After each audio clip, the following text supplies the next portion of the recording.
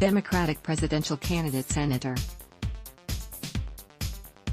Bernie Sanders on Tuesday staunchly defended a new plan to cancel $81 billion in medical debt owed by Americans, acknowledging this is a lot of money but saying it's the right thing to do.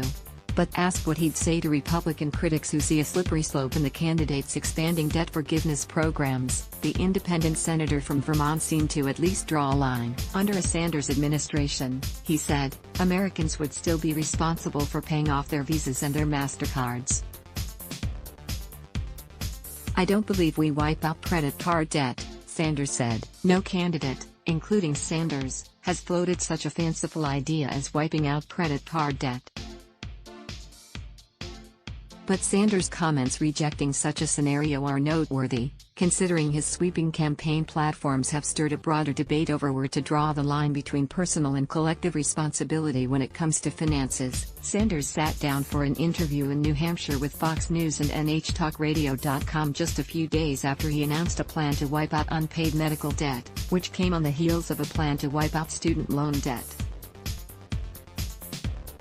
Sanders calls for eliminating all unpaid medical debt. The progressive senator and champion of a government-run Medicare for All healthcare system, who's making his second straight bid for the White House, didn't offer many details on his latest plan or how we would pay for it, but teased that we will have it out in a couple of weeks.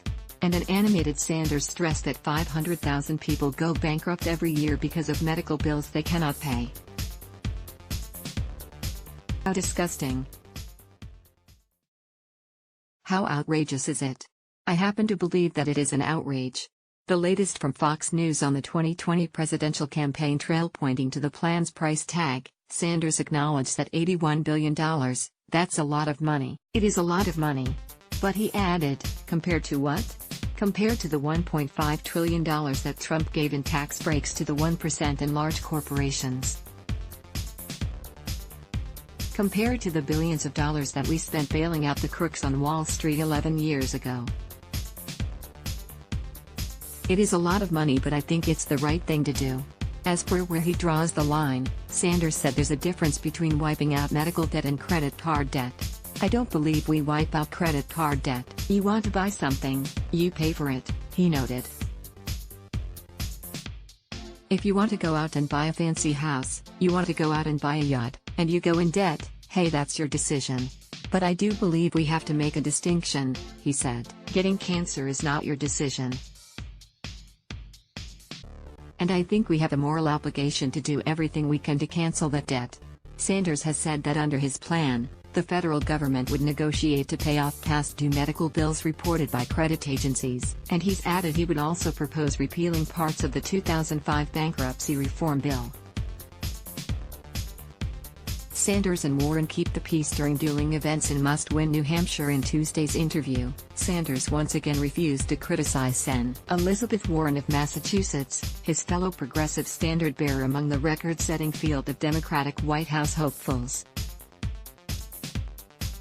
Two senators from New England and longtime friends have kept the peace since launching their campaigns at the beginning of the year, even as they're now basically tied for second place behind former Vice President Joe Biden in the most recent polls in the race for the 2020 nomination. Asked how he'll contrast himself with Warren, Sanders quickly answered, "I'm not going to talk about Senator Warren." And he added that Warren is more than capable of talking about her own campaign. Asked a similar question Monday during a campaign stop in New Hampshire, Warren once again explained that Bernie and I have been friends for many, many years, long before I ever got into politics, and I don't see any reason that should change. Let's block ads.